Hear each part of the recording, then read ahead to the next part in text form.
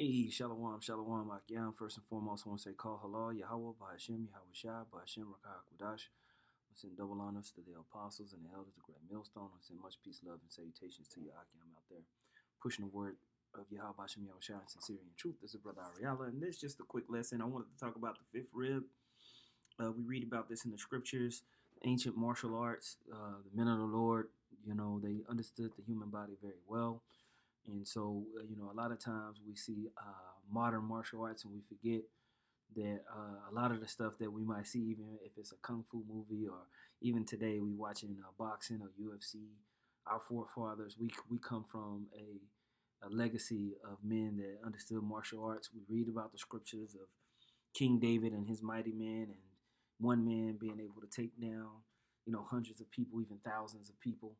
And sometimes, you think about it, it's not plausible, but yeah, man, we come from mighty men. And, in the scriptures, it talks about striking someone under their fifth rib. And I wanted to kind of just touch on that, read a few scriptures, show a couple videos of its importance. And they just they knew how to strike, they knew how to kill. And even brothers today love martial arts. They understand getting underneath somebody's elbow, striking firm, striking true, and being able to put somebody down. So I'm going to read this, and Lord willing, it's edifying. This is the book of 2 Samuel, which this strike was mentioned a few times in the scriptures. I'm going to read a couple of them, and then we'll have somebody break it down for us. All right. So 2 Samuel chapter 2, verse 17, it says, "And there was a very sore battle that day, and Abner was beaten, and the men of Israel before the servants of David. And there were 3 sons of Zeruiah there, Joab, Abishai, and Asael, right? And Asael was as light of foot as a wild roe.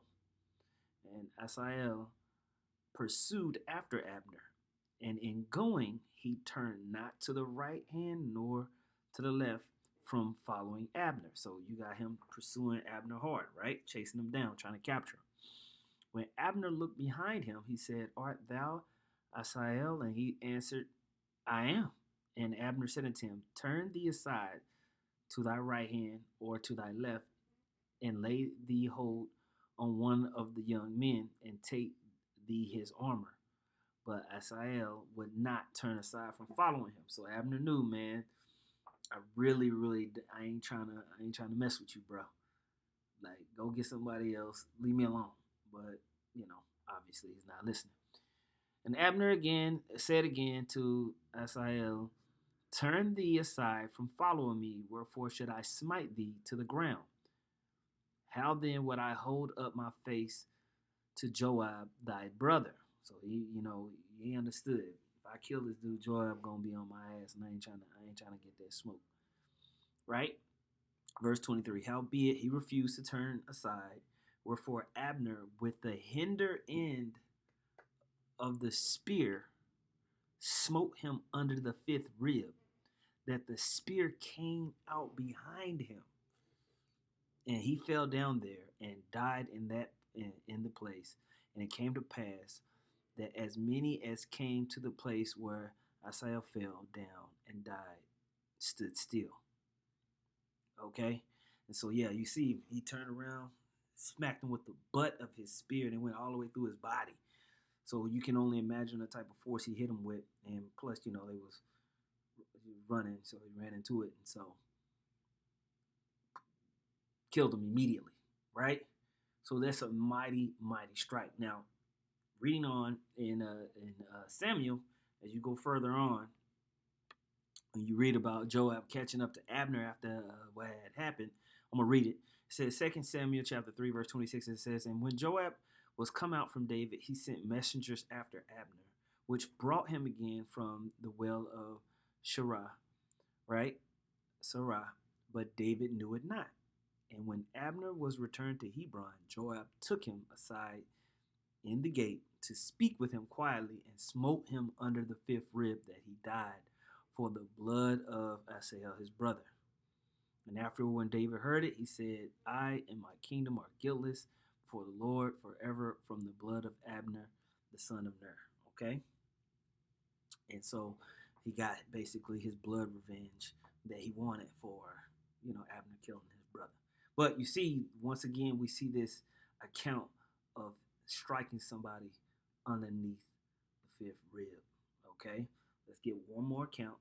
Let's get one more count. I'm gonna start at. Uh,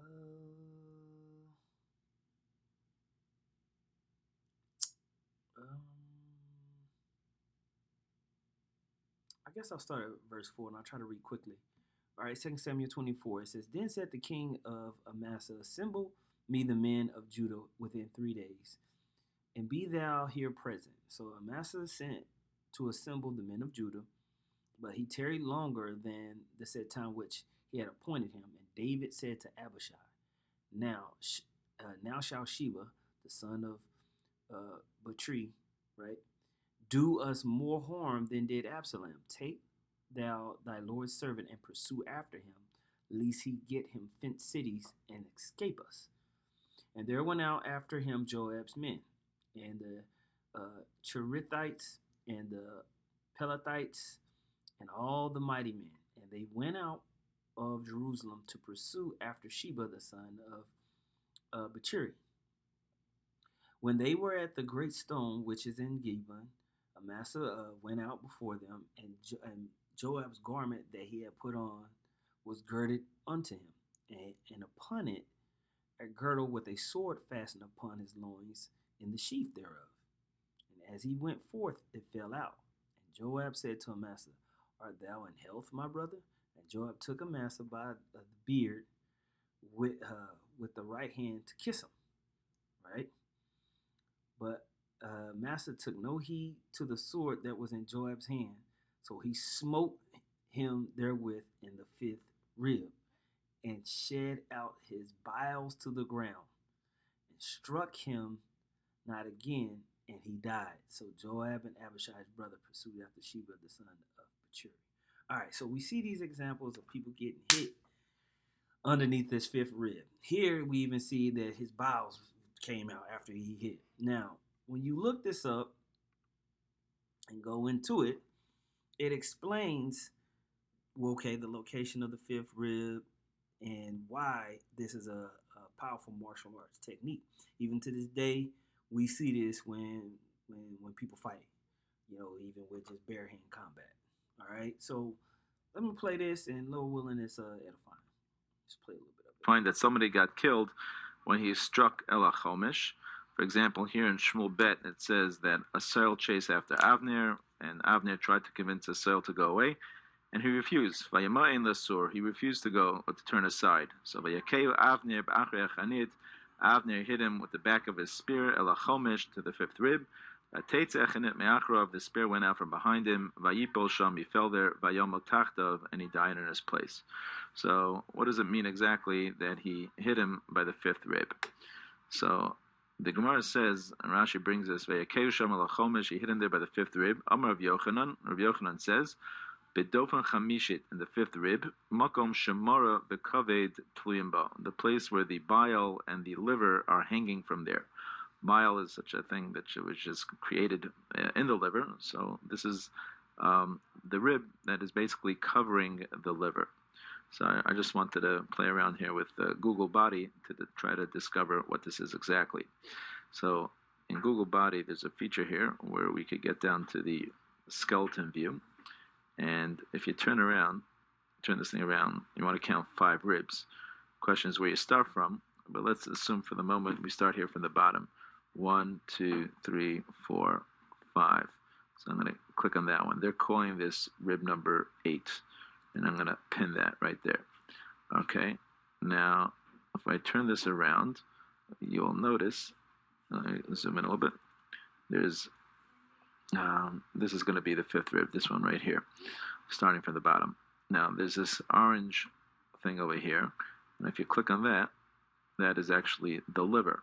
So you could see. Right, and so even in boxing, if you're trying to really hurt someone, typically a person has their elbows tucked in. You're trying to get them to raise their elbow so you can sneak in a a left hook right to that spot. And for bros that watch boxing, if you hit that spot right and shake it, there's literally a nerve bed that surrounds. It's like a sheath. It's blood vessels and nerves that surround, because they call the liver the brain of the body. And you can shake that liver and literally shut somebody down. Now, in ancient martial arts, they knew if you could sneak, you could hit somebody like with the butt of a spear, or you can slip a spearhead in there, a sword in there. Pretty much, you can rip that open, and that person will bleed out because of all the rich blood vessels that's there. All right. How this rib covers the liver, and presumably a spear that would go through this rib through the rib cage at this point would hit the liver, and that would deliver a deathly blow. So that is perhaps what it means that he hit him in the fifth rib. Okay, I hope you. Boom. All right. So looking at that, people understand this, man, and this is something that's not new. We read it in the scriptures. But first, why is the liver so sensitive compared to headshots? Well, actually, both of these can be extremely devastating because they're both vulnerable parts of your body. But these hits are actually different. When you see legends like Oscar De La Hoya, he can take headshots all day long. But when we see a liver shot like this that doesn't look very hard, he's out and he can't get back on his feet. And I remember watching this fight, and when you first saw it, it was like, what happened? And then they slowed it down. It's like, oh, all right. And it seems strange, right? But what happens is when we get hit in the head, we can get kind of disorientated and not know where we are, and we don't feel the pain. But this is kind of opposite to a liver shot when our minds are clear, but our body is getting completely shut down. Now, if we take a closer look at the liver, we can see exactly what's going on and why this is happening. Firstly, the organ is located on the right side of your body, exactly where you see Hopkins hitting De La Hoya. Oh, good body shot. The liver is the largest and heaviest organ in our entire body. Our liver is used for detoxing. It cuts out the harmful substances that might enter our body. And it's that vital. If your liver fails you when you don't get a transplant, you could actually die. Studies show that if a healthy male took a direct liver shot at only 5 meters per second, this is actually enough force to cause liver injury. Now, boxers and MMA fighters can easily punch at least 10 meters per second. Here you see the damage of the liver from a 6 meter per second punch. This can actually rupture your liver. And I used to love this punch when I was fighting. Here you see me in a fight against Matt Haney, where he wasn't expecting the punch because I hit him high, which opens up his ribs and his liver, and then boom, a blast in that body shot, hitting him perfectly. And you can see the pain in his face from that punch. And this is not just from the extreme pain of the punch landing. There's actually more going on when this punch lands. The punch puts so much pressure on that area where we've got a lot of nerves around our liver, which is linked to our nervous system that can drop blood pressure. And with this happening, our brain wants to put our bodies into a horizontal position as a survival tactic, which is the reason why getting hit perfectly in the liver will put you on your back. And if the liver shot is bad enough, you can also lose consciousness, but I've never seen this happen. Now, before I show you how to... Boom.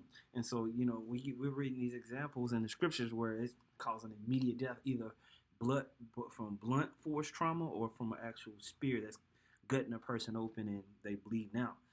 So, I think, when I read about these things, I'm always fascinated about these little nuances within the scriptures of how they understood how to strike, when to strike. The mighty men of the Lord knew how to take somebody out real quick, man. Real quick, whether it strikes to the heart, to the liver. You know what I'm saying? And so, I just wanted to do a lesson on that. We always talk about, hit them in that fifth rib, taking people out. And I felt like that was a good example from having a person break it down in the Yiddish Hebrew and then going through the scriptures and seeing it live. So, Lord willing, that was edifying. If brothers have more information, just put it in the chat or in the comment section. With that being said, I want to say, call halal Yahweh, Bahashim Yahweh Shah, Bahashim Rakah Godash. Double honors once again to the apostles and the elders of Great Millstone. Much peace, love, and salutations to y'all came out there pushing the word of Yahweh, Bahashim Yahweh Shah, sincerely and true. Shalom.